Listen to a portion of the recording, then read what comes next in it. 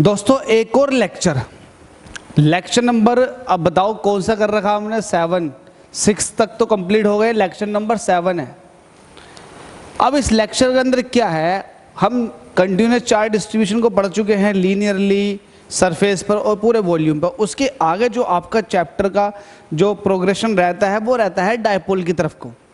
अब डायपोल किसको कहते हैं, डायपोल मोमेंट होता क्या है, और साथ में डायपोल की वजह से इलेक्ट्रिक फील्ड कैसे कैलकुलेट की जाती है एक्सियल और इक्वेटोरियल में। इन दोनों डेरिवेशन में से एक डेरिवेशन आएगा, अच्छे से तैयारी कर लें भाई। आपके सेशनल एग्जाम में तो कुछ भी आ सकता, वो तो आएगा ही आएगा 100%, लेकिन आपके बोर्ड एग्जाम की बात कर रहे हैं। इन दोनों में से एक डेरिवेशन तो रखा हुआ मिलता है, इंपॉर्टेंट है बहुत ज़्यादा। मैं 100% ये तो नहीं कहूँगा कि ये आ जाएगा, लेकिन बहुत ज़्यादा पॉसिबिलिटी रहती है इन दोनों में से किसी एक डेरिवेशन का आने की। तो चलिए देख लेते हैं, बहुत इंपॉर्टेंट क्लास है कि इसमें है क्या। सबसे पहले पढ़ते हैं इलेक्ट्रिक डायपोल। देखो इलेक्ट्रिक डायपोल, डाई मतलब होता है दो, पोल मतलब होता है सिरे। एक ऐसा सिस्टम, एक ऐसा मैनेजमेंट जिसके अंदर दो सिरे हों, उसको बोलेंगे हम डायपोल। लेकिन जब वर्ड आ जाता है इलेक्ट्रिक, तो मतलब इलेक्ट्रिक चार्ज के दो पोल होने चाहिए, एक पॉजिटिव का और एक नेगेटिव का।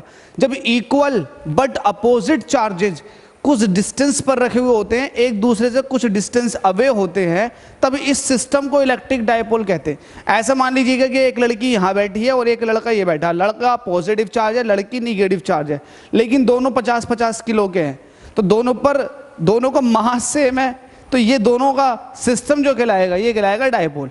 इसी तरह से है जब इक्वल चार्ज होते हैं लेकिन अपोजिट नेचर के, जैसे इसके पास प्लस है, इसके पास माइनस है। अब इन दोनों चार्जेस के बीच में कुछ सेपरेशन है, तो इस सिस्टम को कहेंगे हम डायपोल। अब डायपोल दिखता कैसा है, देखिएगा, ये है डायपोल। एक चार्ज निगेटिव है और एक चार्ज पॉजिटिव है, दोनों के मैग्नीट्यूड सेम है लेकिन नेचर अलग अलग है, एक प्लस का है और एक माइनस का। तो डायपोल की ये शर्त है कि चार्जेस के मैग्नीट्यूड तो सेम होंगे लेकिन उनका नेचर अलग अलग होगा। तो जब दो इक्वल बट अपोजिट नेचर के चार्जेस एक दूसरे से कुछ सेपरेशन पर रखे हुए होते हैं, इन दोनों के बीच जो गैप है वो सेपरेशन है, तब इस सिस्टम को, इस निकाय को, इस अरेंजमेंट को इलेक्ट्रिक डायपोल कहते हैं। अभी इलेक्ट्रिक डायपोल की डेफिनेशन कैसे बनेगी, लिख देता हूं। इलेक्ट्रिक डायपोल क्या होता है भाई, when two equals एपोस्ट्रोफी हटा दो, equals but opposite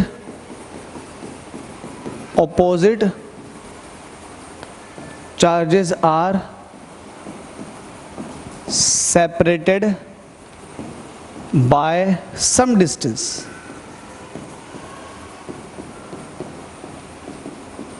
then this system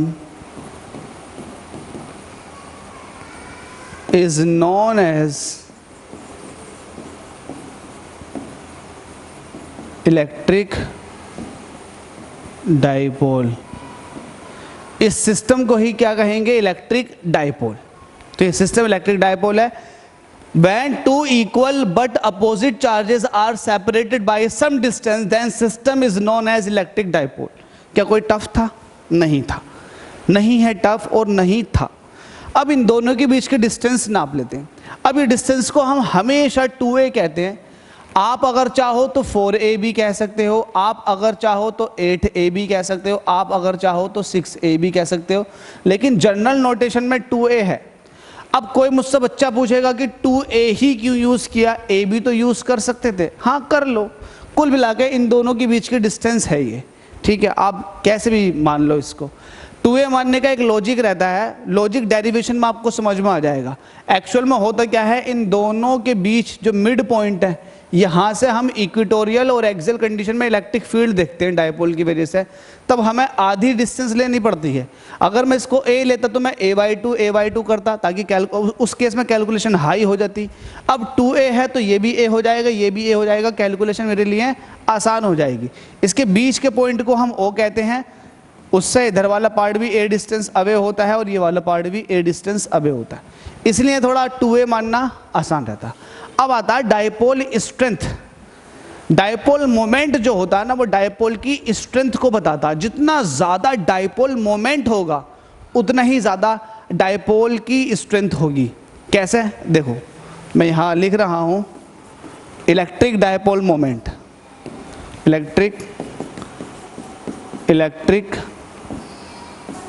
dipole moment. अब ये कैसे निकालते हो? इसको निकालते हैं when it is just equals to the product of any charge with separation. पूछे नहीं जाएगा लेकिन बता रहा हूं। इलेक्ट्रिक डायपोल मोमेंट क्या होता है? It is just equal to the product of any charge. इन दोनों में से किसी एक चार्ज को ले लो, एनी चार्ज Q, और मैंने कह दिया एनी चार्ज विद सेपरेशन। जो प्रोडक्ट करना है वो आपको चार्ज का करना और सेपरेशन का। सेपरेशन कितना है? 2a है। इसको आप क्या कहोगे? इसी को आप कहते हैं इलेक्ट्रिक डायपोल मोमेंट, जिसको आप P कहते हो। P is equal to Q into 2a, P is equal to Q into 2a, P is equal to Q into 2a। अब चूंकि ये एक वेक्टर क्वांटिटी है, वेक्टर क्वांटिटी है, इसकी डायरेक्शन होती है निगेटिव से पॉजिटिव की तरफ को। तो ये डायरेक्शन है इसकी निगेटिव से पॉजिटिव की तरफ को, मैग्नीट्यूड भी है, तो भाई ये वेक्टर क्वांटिटी है। तो P जो है एक वेक्टर क्वांटिटी है, तो मैं P वेक्टर दिखा दूंगा। तो चार्ज जो होता है ये तो स्केलर क्वांटिटी होती है, लेकिन यहाँ पर जो A है ये एक डायरेक्शन है। इसका मतलब ये एक जो है डायरेक्शन होती है इसकी। तो हमारे पास ये जो है 2a वो ये हुआ, ये यहाँ से यहाँ तक। तो ये 2a वेक्टर जो है वो माइनस Q चार्ज से प्लस Q चार्ज तक है। ठीक है भाई, तो ये आप ऐसे दिखाओगे।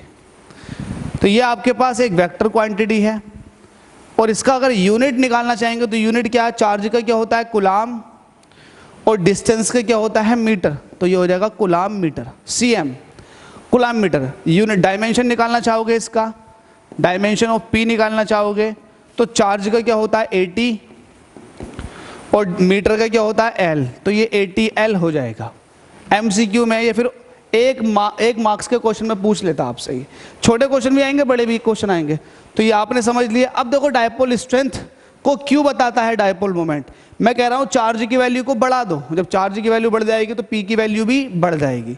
ये वाली बात ध्यान रखना, चार्ज की वैल्यू बढ़ा देने से डायपोल स्ट्रेंथ बढ़ जाती है। अगर आपके पास दो चार्ज हैं, थोड़ी थोड़ी अमाउंट के हैं, दूर रखे हुए हैं, तो उनके बीच आप डायपोल मोमेंट कैलकुलेट करो, और दो चार्ज ले लो बड़े बड़े, उनके बीच की डिस्टेंस भी कम है और चार्ज जो है बहुत ज़्यादा है, तो भाई डायपोल मोमेंट उनका बहुत ज़्यादा निकल कर आ जाएगा।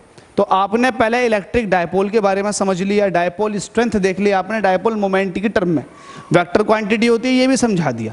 अब आता है डायपोल फील्ड। अब देखो यार, आपके पास एक इलेक्ट्रिक डायपोल है।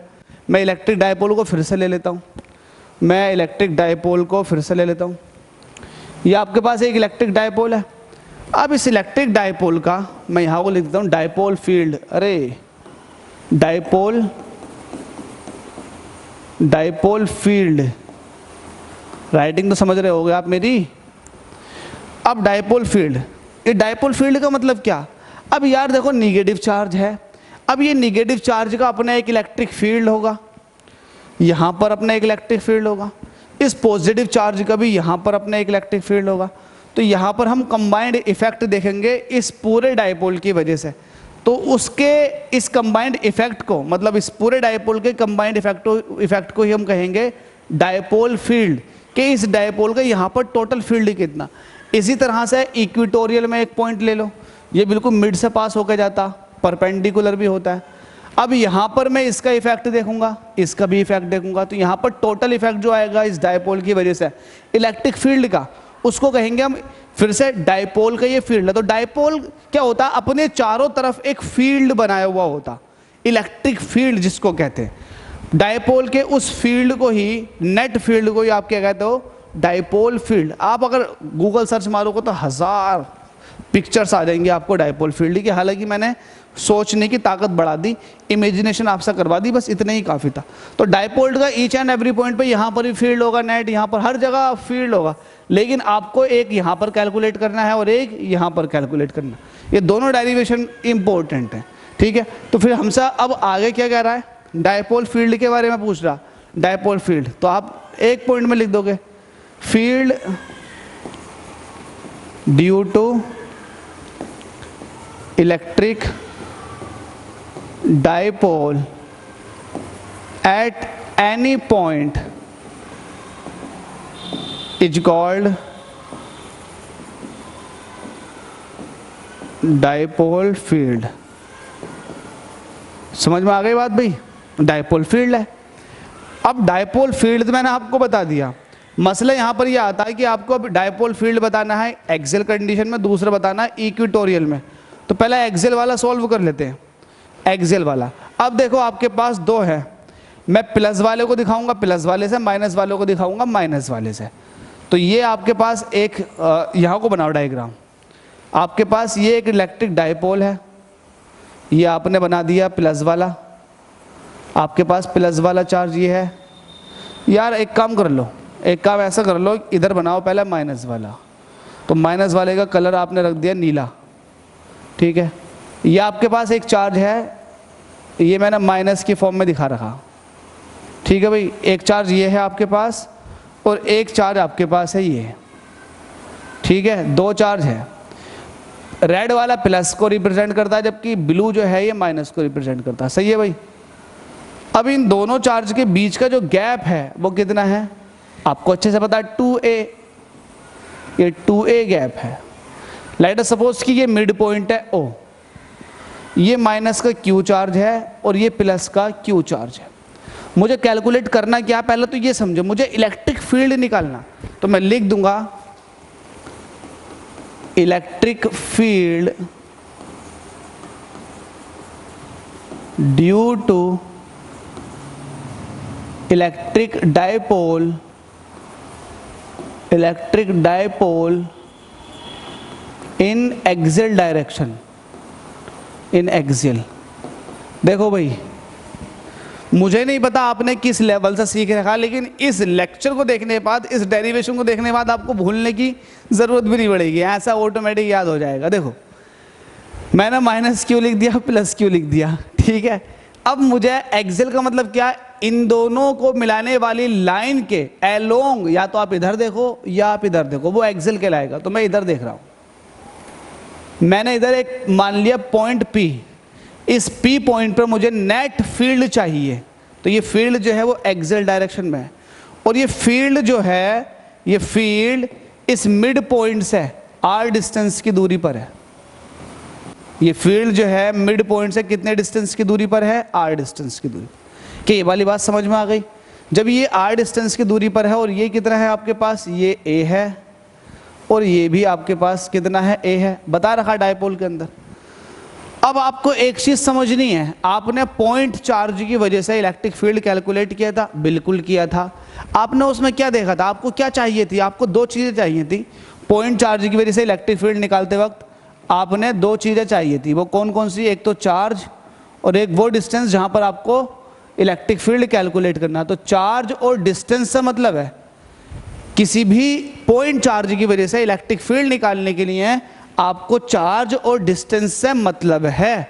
तो अब आपके पास चार्ज है दो, तो इसका मतलब मुझे अगर इसके थ्रू यहाँ पर इलेक्ट्रिक फील्ड चाहिएगा तो मुझे ये चार्ज चाहिए और यहाँ से यहाँ तक की डिस्टेंस, ओ माय गॉड, यहाँ से यहाँ तक की डिस्टेंस, तो ये तो आपको निकालनी पड़ेगी। तो ये निकालो, इसको निकालेंगे तो ये कितना होगा। अब देखो यहाँ से यहाँ तक है मेरे पास r और ये है a, तो r में से अगर a माइनस कर दे तो ये बचेगी r माइनस a। बिल्कुल सही है यार, सर जी तुस्सी गिरेट हो यार, सर जी यार तुस्सी गिरेट हो, आपने तो समझा दिया, वाह सर यार, हेड्स ऑफ, समझ में आ गई। ये बात तो समझ में नहीं आती थी। ऐसे हैं क्या बच्चे यहाँ बैठे हुए, कुछ हो सकता हूँ। चलिएगा अगला देखो आप, अगला क्या देखना है, आपने इस वाले चार्ज से यहाँ तक की डिस्टेंस देख ली, ऐसे ही यहाँ से देखो। अब देखो यहाँ से यहाँ तक है r और ये है a, तो यहाँ से यहाँ तक कितना हो जाएगा, r प्लस a। तो r प्लस a आपके पास ये टोटल डिस्टेंस हो गई इस P पॉइंट की माइनस क्यू चार्जेस है। ठीक है भाई, लेट अस सपोज कि आपके पास डायपोल जो है वो ए बी है। ठीक है, थोड़ी सी लैंग्वेज लिख देते हैं, let's say A B is the dipole and O is the mid point of this dipole. Dipole का मिड पॉइंट आपको पता लग गया, ओ है। We wish to calculate intensity of electric field, intensity of electric field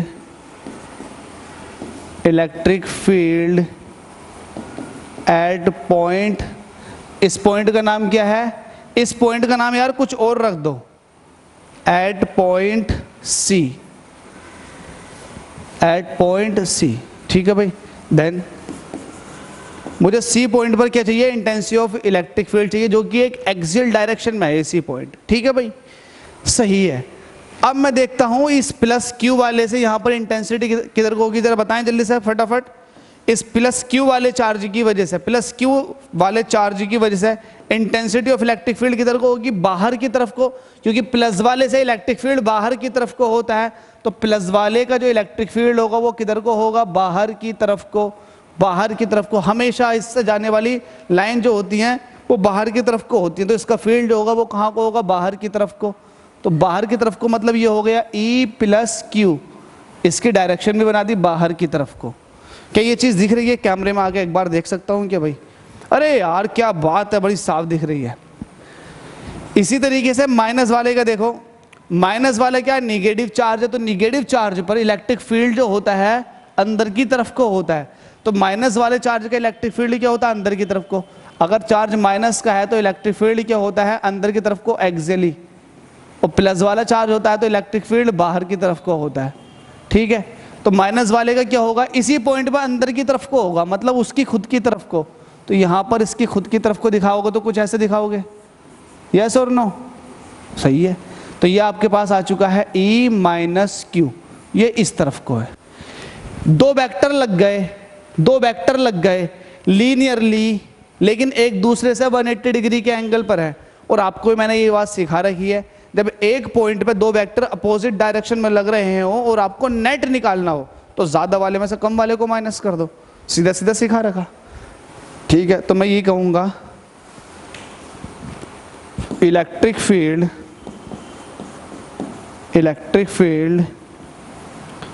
at point C point पे electric field, अब दोनों की वजह से, एक बार किसकी वजह से?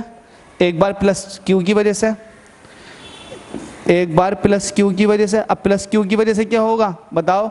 1/4 पाई एप्सिलॉन नॉट। अब मैं इसकी वजह से देखना चाह रहा हूं, तो देखो इलेक्ट्रिक फील्ड चाहिए मुझे, चार्ज और डिस्टेंस से मतलब है, तो चार्ज कितना? क्यू। अब देखो इलेक्ट्रिक फील्ड, अब यहाँ इलेक्ट्रिक फील्ड जो है ये वेक्टर क्वांटिटी है, इसमें चार्ज को माइनस के साथ मत लो। दो रीजन है, अगर आप चार्ज को माइनस के साथ लेते हो फिर आप डायरेक्शन मत दिखाओ, और जब आप डायरेक्शन दिखा रहे हो प्लस माइनस की अलग अलग, तो फिर आप चार्ज को माइनस के साथ मतलब डायरेक्ट उसका मैग्नीट्यूड लो। तो E प्लस क्यू क्या हो जाएगा? 1/4 पाई एप्सिलॉन नॉट क्यू, और नीचे क्या हो जाएगा? डिस्टेंस। अब डिस्टेंस बताओ, यहाँ से यहाँ तक की डिस्टेंस कितनी है? R माइनस ए, तो ये हो जाएगा R माइनस ए का स्क्वायर। जब आपने ये वेक्टर दिखा रखा तो यहाँ भी वेक्टर दिखाओगे। अब वेक्टर किस तरह से? ये दिखाओगे आप वेक्टर, यूनिट वेक्टर की फॉर्म में दिखा दो, तो ये आप किस तरह से दिखा दोगे? आप कह दोगे एलोंग कहां से कहां की तरफ को? B से C की तरफ को, एलोंग BC। ठीक है, डायरेक्शन आपने बता दी, एलोंग BC। इसी तरह से आप E माइनस क्यू दिखाओगे, जल्दी से दिखाओ। ये तो ऐसे रहेगा 1/4 पाई एप्सिलॉन नॉट, चार्ज भी ऐसे ही रहेगा, चार्ज का मैग्नीट्यूड लोगे। अब डिस्टेंस, यहां से यहां तक की डिस्टेंस कितनी है? R प्लस ए, तो ये हो जाएगा R प्लस ए इसका स्क्वायर। ये किधर से किधर को हो जाएगा? एलोंग। ये किधर से किधर को हो जाएगा? ये इधर से इधर को होगा, C से A की तरफ को, एलोंग CA। ठीक है भाई, तो आपके पास दोनों आ चुके हैं, इन दोनों को कंबाइंड रूप से यूज कर लो। क्या, कैसे यूज करोगे? E नेट क्या हो जाएगा? E नेट ई नेट ये आपको निकालना, ई नेट जो हो जाएगा वो ये हो जाएगा, ज़्यादा वाले में सब कम वाले को माइनस कर दो, क्योंकि आपको पता है ये 180 डिग्री के एंगल बनाए हुए हैं एक दूसरे से, तो ज़्यादा वाले में से कम वाले को माइनस कर दो। अब ज़्यादा वाला कौन सा होगा?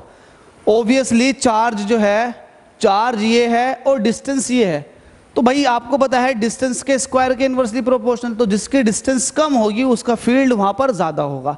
तो प्लस वाले की डिस्टेंस कम है यहाँ पर, यहाँ से यहाँ तक डिस्टेंस कम है, और माइनस वाले की यहाँ से यहाँ तक डिस्टेंस बहुत ज़्यादा है, तो माइनस वाले का इफेक्ट वहाँ पर कम होगा, प्लस वाले का इफेक्ट ज़्यादा होगा।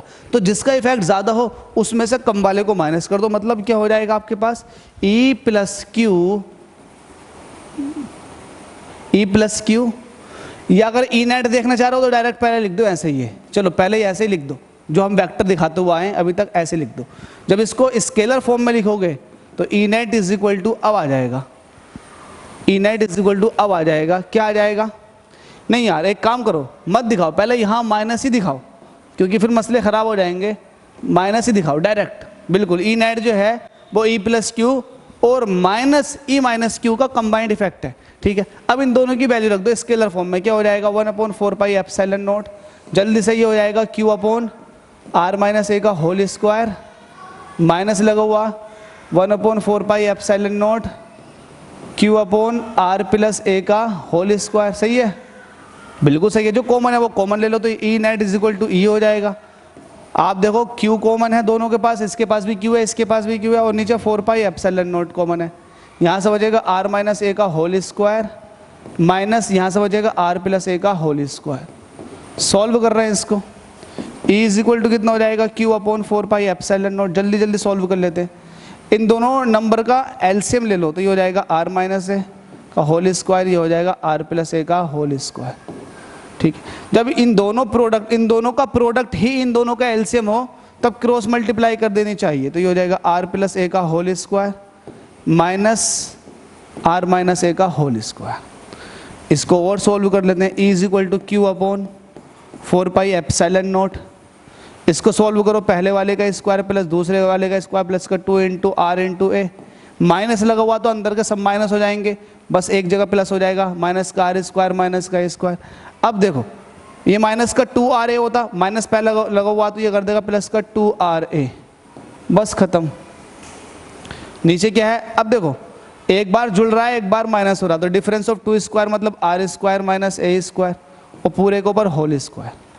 ऊपर देखो R स्क्वायर से R स्क्वायर कटा, ए स्क्वायर से ए स्क्वायर कटा, 2RA कितना हो जाएगा 4RA, तो E इज इक्वल टू कितना हो जाएगा Q upon 4 pi epsilon not. ऊपर हो जाएगा 4, अब ऊपर को 4 मत कहो, ये कहो 2 बार आया है 2RA ऐसे, ठीक है।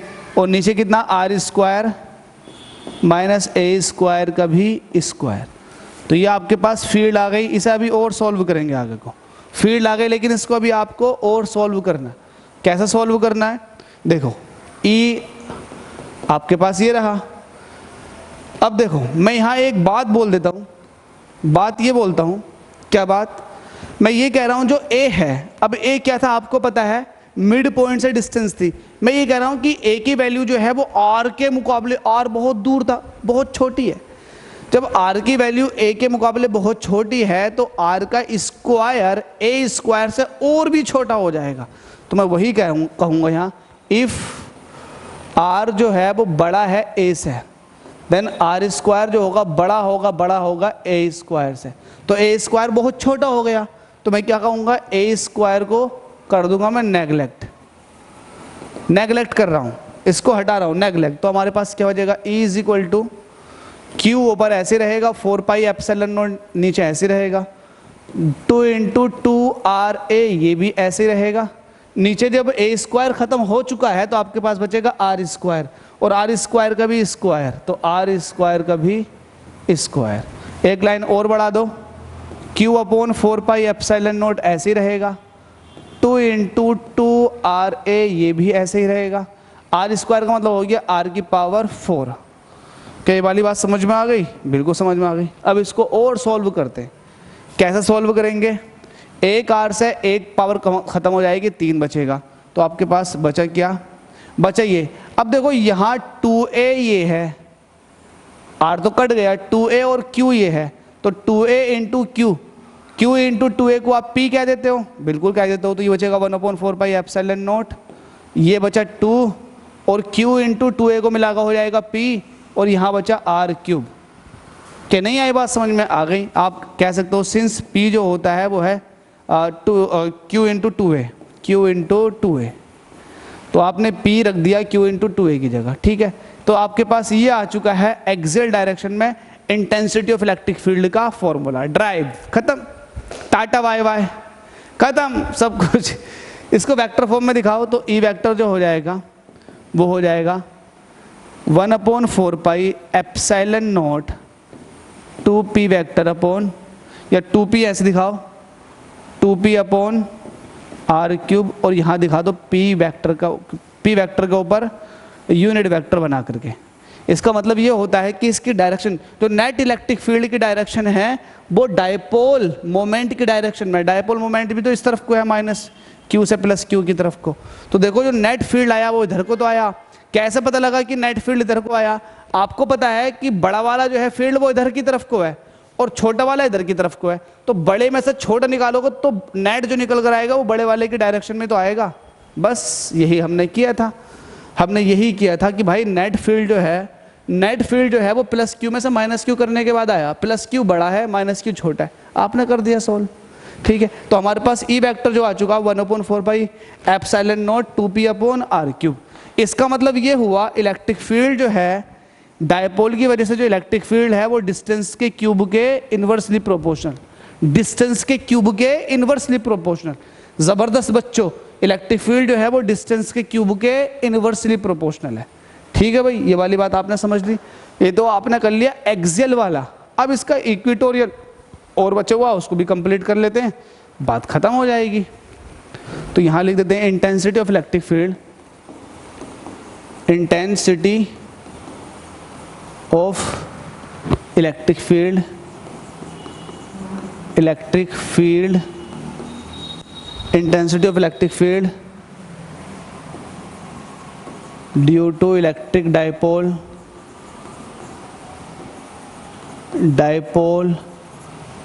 इन इक्वेटोरियल डायरेक्शन। इक्वेटोरियल में निकालनी है, ठीक है भाई। अब इलेक्ट्रिक डायपोल बना लो वापस से। लेट अस सपोज कि आपके पास प्लस वाला है, आपने प्लस वाला बना लिया, पहले की तरह बना लिया प्लस वाला, ठीक है। प्लस क्यू चार्ज, ऐसे ही आप माइनस वाला बना लो, कहीं पर भी कोई से बना लो। ये माइनस वाला आपने प्लस वाला ही बना दिया और माइनस वाला ही बना दिया।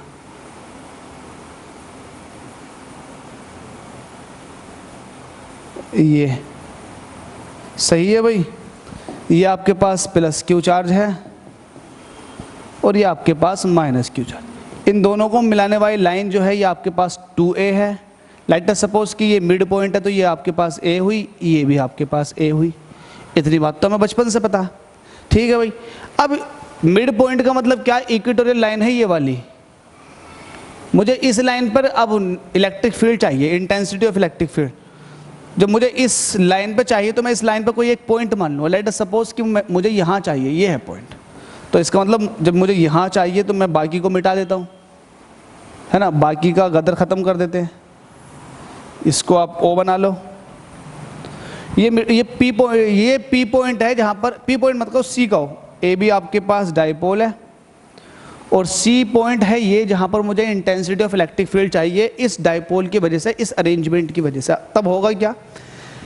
प्लस वाले से जो इलेक्ट्रिक फील्ड की डायरेक्शन आएगी वो बाहर की तरफ को आएगी, क्योंकि आपने सीख रखा है इलेक्ट्रिक फील्ड जो होता है बाहर की तरफ को होता है। तो यहाँ पर इफेक्ट जो होगा इलेक्ट्रिक फील्ड का वो किधर को होगा? बाहर की तरफ को।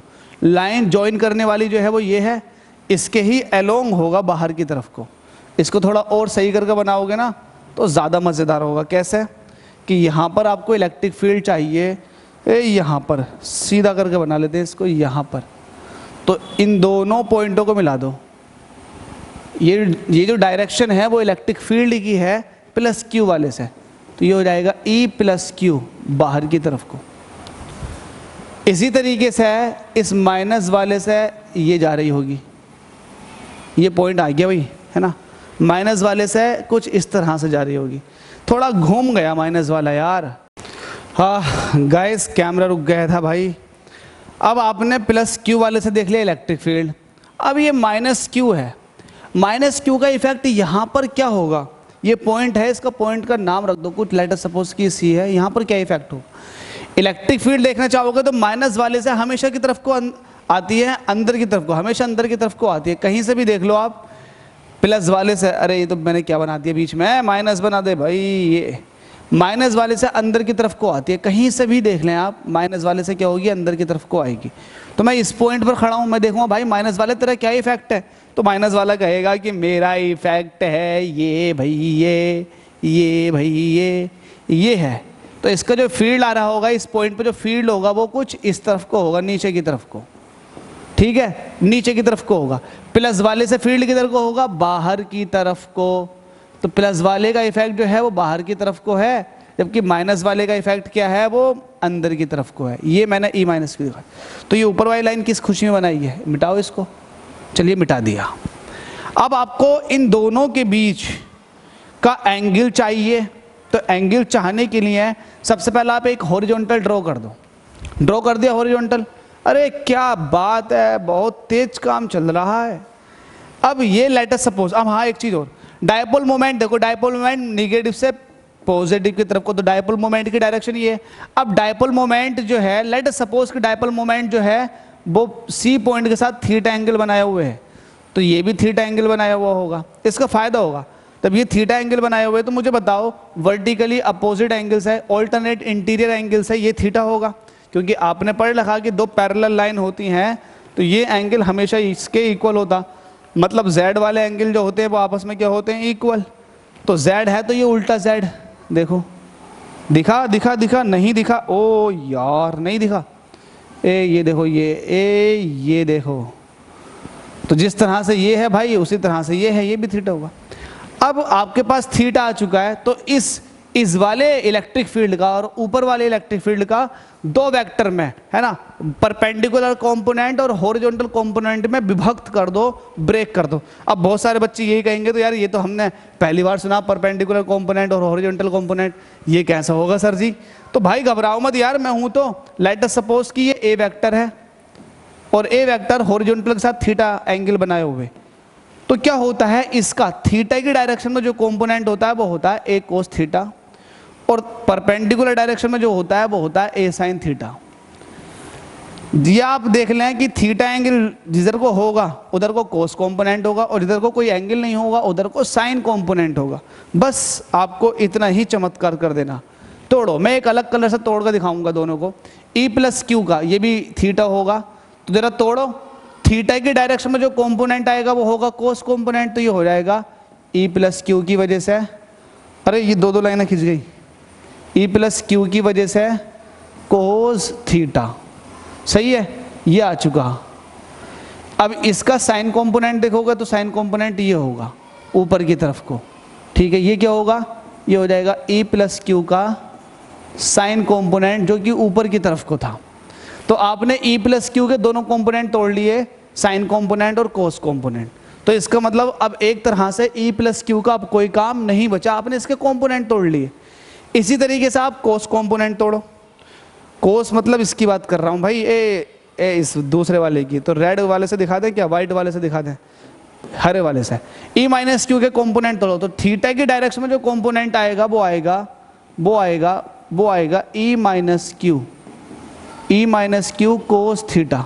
थीटा की डायरेक्शन में जो कंपोनेंट आएगा वो आएगा ई माइनस क्यू, और इसका वर्टिकल कंपोनेंट जो आएगा वो कौन सा आएगा, वो आएगा E minus q sine theta, ठीक है भाई। तो अब आप एक चीज नोटिस करें इस पॉइंट पे, अब ई प्लस क्यू इस वाले का भी कोई काम नहीं बचा और नीचे वाले का भी कोई काम नहीं बचा। अब इस पॉइंट पर आकर के बस आप इतना समझ लें कि अब आपके पास सिर्फ और सिर्फ दो दिशा में वेक्टर हैं, एक है परपेंडिकुलर में और एक है आपके पास हॉरिजॉन्टल में। हॉरिजॉन्टल में दो लगे हुए हैं, E minus q cos theta और ई प्लस क्यू कोस थीटा, एक ही दिशा में लगे हुए हैं।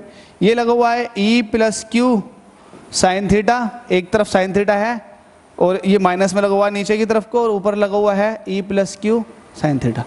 अब मुझे एक बात बताओ, मुझे यहाँ पर इलेक्ट्रिक फील्ड चाहिए थी इस वाले चार्ज की वजह से, तो मुझे डिस्टेंस चाहिए। अब डिस्टेंस, एक बात बताओ मोटे तौर से, ओ से लेकर इस सी पॉइंट की डिस्टेंस आपकी क्या होगी, आर होगी। जैसे कि आपने वहाँ से मिड पॉइंट से इस पॉइंट की डिस्टेंस मानी थी, तो आपने ये आर मान ली।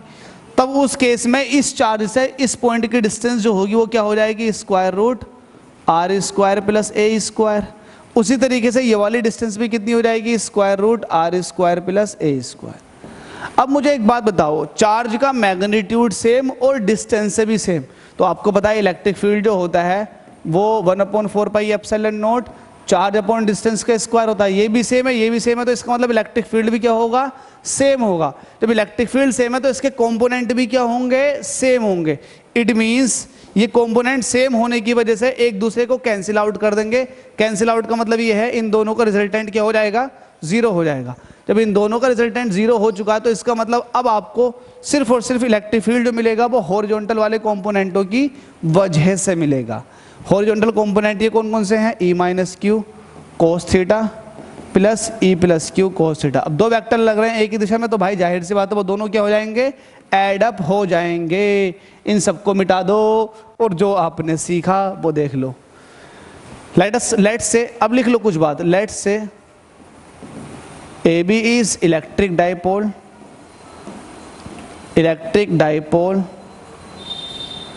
having midpoint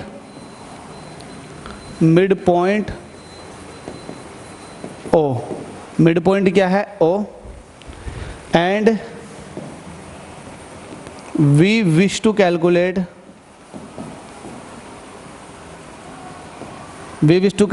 intensity of electric field at point, कहाँ पर चाहिए आपको, at point C, which is in equatorial line of dipole. Dipole के इक्वेटोरियल लाइन में है ये, सही है। अब आप कहोगे हेयर ए सी जो है ये बराबर है किसके बी सी के, और ये बराबर है square root r square plus ए स्क्वायर के, ठीक है। तब आप क्या कहोगे, आप ये कहोगे हेयर ई माइनस क्यू साइन थीटा का जो मैग्नीट्यूड होगा वो इक्वल होगा किसके, या फिर ऐसा कहो, मैग्नीट्यूड को छोड़ो, E minus q sine theta is just equal but opposite to किसके अपोजिट होगा, E plus q sine theta के। So the net effect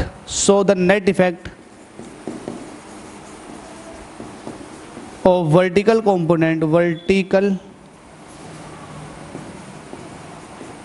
components is zero. तो वर्टिकल कंपोनेंट का नेट इफेक्ट है वो क्या है, जीरो। पता लग गया ना, इक्वल एंड अपोजिट की वजह से। तो इसका मतलब आपके पास जो इलेक्ट्रिक फील्ड आया, नेट इलेक्ट्रिक फील्ड जो आया वो किसकी वजह से आया, ई प्लस क्यू कोस थीटा की वजह से प्लस ई माइनस क्यू सफिक्स में लिखो हुए ये कोस थीटा की वजह। दोनों क्या हो गए, एक ही दिशा में होने की वजह से एड अप हो गए। तो इसका मतलब ई नेट जो हो जाएगा, जिसको ई कहेंगे, इन दोनों की वैल्यू रख दो। कोस को आपने कॉमन ले लिया। जब वेक्टर एक ही दिशा में लग रहे होते हैं तो उन दोनों का रिजल्टेंट जो होता है वो उनके मैग्नीट्यूड के सम के बराबर होता है। ये मैंने आपको सिखा रखा, तो मैं मैग्नीट्यूड का सम कर रहा हूँ। अंदर हो जाएगा ई प्लस क्यू। अब ई प्लस क्यू की वैल्यू क्या होगी, 1/4 pi epsilon naught charge upon distance का स्क्वायर। डिस्टेंस कितनी है, आर स्क्वायर प्लस ए स्क्वायर का स्क्वायर अब आप कहोगे कि ये आपने कहाँ से लिख दिया, तो मैं समझा देता हूँ भाई। जब मुझे इसकी वजह से यहाँ पर फील्ड चाहिएगा तो मुझे ये चार्ज और यहाँ से यहाँ तक की डिस्टेंस चाहिए। यहाँ से यहाँ तक की डिस्टेंस है आर स्क्वायर प्लस ए स्क्वायर, जो कि पाइथागोरस थ्योरम से आई थी। ये ए है, ये आर है, तो ये डायगोनल जो हो गया आर स्क्वायर प्लस ए स्क्वायर हो गया। ठीक है, तो बस वैसे ही आपके सामने ई माइनस क्यू का हो जाएगा। ई माइनस क्यू का भी क्या हो जाएगा, 1/4 pi epsilon note Q upon distance का square, square root r square plus ए स्क्वायर का भी स्क्वायर। एक बात बताना चाहूँगा, यहाँ माइनस साइन मत लेना, क्योंकि आप माइनस साइन का काम पहले ही कर चुके हो। ठीक है, अब आप एक बात ध्यान से देखो, ये क्वांटिटी इस क्वांटिटी के बिल्कुल सेम है, तो रूट काटो और इन दोनों को एक साथ लिख दो। तो आप लिखोगे कोस थीटा, 2 बार आया है क्या, 1/4 pi epsilon note Q upon r square plus ए स्क्वायर। ठीक है, ये 2 बार आया। ठीक है भाई, अब इसको ऐसे ही रहने दो। कोस थीटा की वैल्यू लिखो, कोस थीटा की वैल्यू लिखो। सिंस कोस थीटा जो होगा ये होता है बेस अपॉन हाइपोटेनियस। बेस कितनी है जरा बताना, बेस कितनी है, थीटा ये है तो बेस है ए, हाइपोटेनियस कितना, बेस है आपके पास ए और हाइपोटेनियस कितना, रूट आर स्क्वायर प्लस ए स्क्वायर। ये मैं नहीं कह रहा, ज्योमेट्री कह रही है। तो इसकी वैल्यू भी रख दो हाथों हाथ, a upon square root r square plus A square 2 into 1/4 pi epsilon note Q upon r square plus A square. बस खत्म, डेरिवेशन में अब कुछ नहीं बचा, कैलकुलेशन। ई सबको एक साथ लिख दो, 2 ये है, क्यू ये है, ए ये है, तो 2QA। नीचे क्या बचेगा, 4 पाई एप्सिलॉन नोट, ये आपके पास आर स्क्वायर प्लस ए स्क्वायर की पावर आधी है, आधी को तो बोलते हैं रूट, तो ये पावर आधी है, आधी ये है और पूरी ये है, तो आधी में जब पूरी जोड़ूंगा तो कितनी हो जाएगी, 3/2। तो इसको मैं कह सकता हूँ ए स्क्वायर प्लस आर स्क्वायर की पावर 3/2। सही है, बस ये आपका निकल का आ चुका। इसमें आप एक चीज़ कह दो, क्या कहोगे, लेट्स से जैसा आपने वहाँ कहा था, ए जो है, आर जो है बड़ा है ए से, तो आर स्क्वायर जो होगा वो बड़ा होगा ए स्क्वायर से। तो इस केस में आपको क्या करना है, ए स्क्वायर को आप कर दो नेगलेक्ट। जब ए स्क्वायर को नेगलेक्ट करोगे तो आपके पास क्या बचेगा वो देख लो आप, देखो E is equal to 2QA upon 4 pi epsilon naught, 4 pi epsilon naught, और यहाँ क्या बचेगा, आर स्क्वायर प्लस ए स्क्वायर, ये तो 0 हो जाएगा, कि पावर 3/2। 2 से 2 कट गया, तो ई आपके पास कितना आ गया, 2QA, ये पी होता है, ये 2QA पी के बराबर होता, P upon 4 pi epsilon naught into R cube, क्योंकि ये कट गया, स्क्वायर से स्क्वायर कट गया, लेकिन आर जो है वो क्यूब की फॉर्म में रह जाएगा, सिंस पी जो है वो 2QA के बराबर है। तो क्या ये सबको समझ में आ गया, बिल्कुल सबको समझ में आ गया होगा। इसको वेक्टर फॉर्म में दिखाऊंगा तो E vector is equal to हो जाएगा 1/4 pi epsilon naught P upon R cube, और ये हो जाएगा माइनस का P.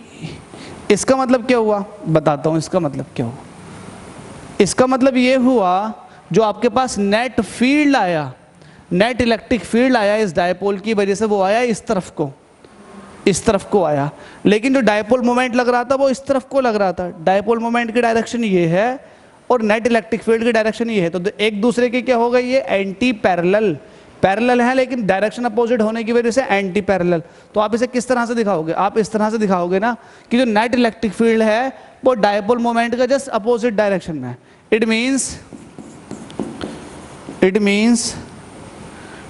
Means net electric field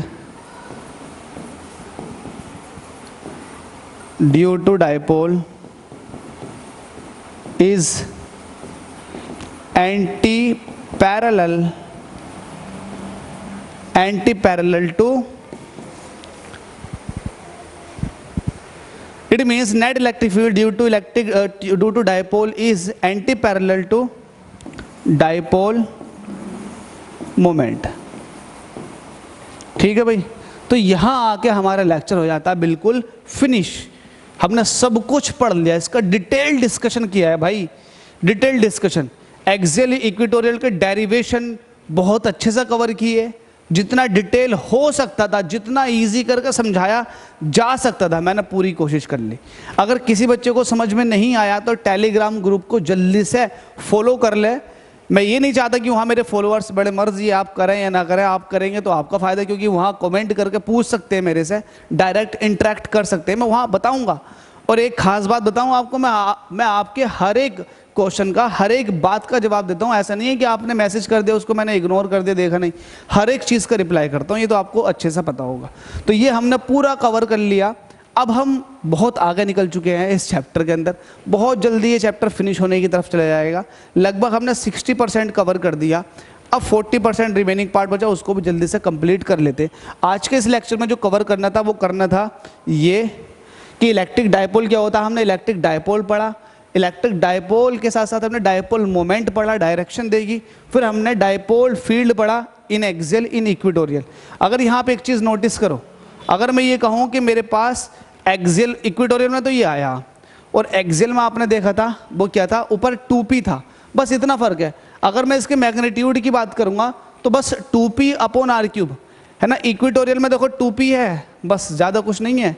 कहाँ गया एक्सियल में, कहाँ गया, सॉरी, एक्सियल में सिर्फ 2p है, 2p है, बाकी सब कुछ। अगर मैग्नीट्यूड की बात करूँ तो ऊपर सिर्फ 2p है और इक्वेटोरियल में सिर्फ p है। तो इन दोनों को अगर कंबाइंड फॉर्म में दिखाना चाहूँगा तो मैं क्या कहूँगा, 4, ऐसे कहूँगा 4, नोट में